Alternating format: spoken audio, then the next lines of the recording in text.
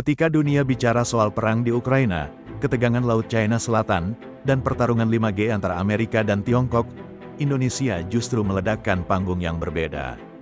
Di Rio de Janeiro, di tengah konferensi BRICS yang berlangsung tenang, Prabowo tiba-tiba berdiri di podium, dan dunia menoleh. Bayangkan, di satu sisi, Amerika mulai kehilangan kendali atas dunia. Di sisi lain, poros kekuatan baru lahir di Brasil.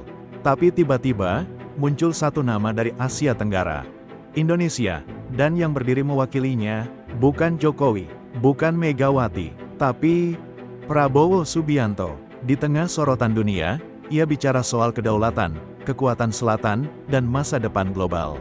Tapi pertanyaannya, apakah Indonesia benar-benar sedang naik kelas? Atau kita justru sedang masuk ke dalam permainan yang lebih besar, dan lebih berbahaya? Dengan suara yang berat tapi bersahabat, Presiden Indonesia itu menyampaikan satu pesan, Indonesia ingin menjadi jembatan bagi dunia. 1000 teman, tanpa musuh. Bukan sekadar diplomasi, itu adalah deklarasi posisi. Untuk pertama kalinya dalam sejarah, Indonesia, sebuah negara Asia Tenggara yang selama ini dikenal netral dan cenderung diam, resmi bergabung ke BRICS. Dan bukan BRICS biasa. Aliansi ini kini telah tumbuh menjadi kekuatan 11 negara, mewakili lebih dari 50% populasi dunia dan sepertiga PDB global. Saat Prabowo berdiri, ia tak hanya membawa nama Indonesia, ia membawa beban geopolitik, persaingan global antara Barat dan Timur. Sementara Amerika menekan dengan sanksi, China dan Rusia merangkul melalui diplomasi energi dan proyek infrastruktur. Dan di tengah pusaran itu, Indonesia memilih untuk tidak memilih siapapun, namun tetap masuk ke medan permainan. Bersama Brasil, Rusia, India, China, Afrika Selatan, dan negara-negara baru seperti Mesir, Ethiopia, serta UEA, Indonesia resmi menjadi poros baru dalam peta kekuatan global.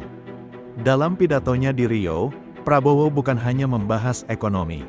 Ia menyerukan reformasi lembaga multilateral, menyindir dominasi negara-negara maju atas institusi seperti IMF dan Bank Dunia.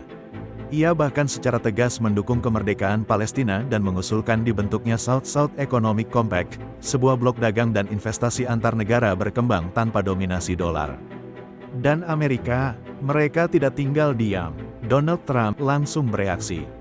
Ia mengancam menambahkan tarif 10% untuk negara-negara yang dianggap mendukung kebijakan BRICS yang anti-Amerika. Indonesia, yang tercatat memiliki surplus perdagangan sekitar 18 miliar dolar terhadap AS, masuk dalam daftar negara yang akan dihukum.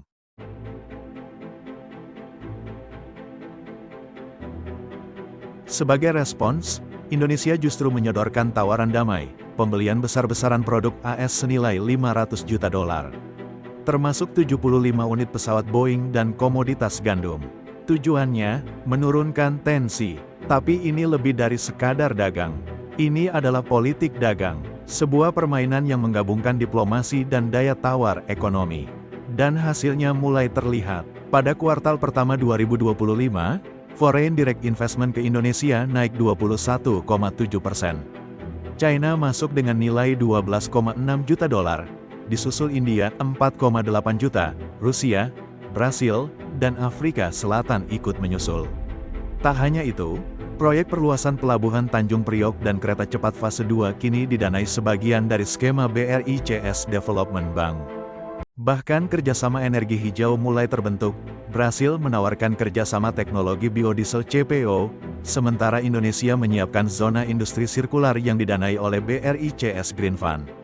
Tak cukup sampai di situ, Indonesia, yang selama ini memegang cadangan devisa dalam bentuk dolar, mulai memecah portofolionya. Cadangan kini terbagi, Yuan 22%, Rubel 6%, Rupiah India 3%. Dan di beberapa transaksi bilateral, rupiah mulai ditukar langsung dengan yuan dan rupiah tanpa perantara dolar. Ini bukan revolusi dalam semalam.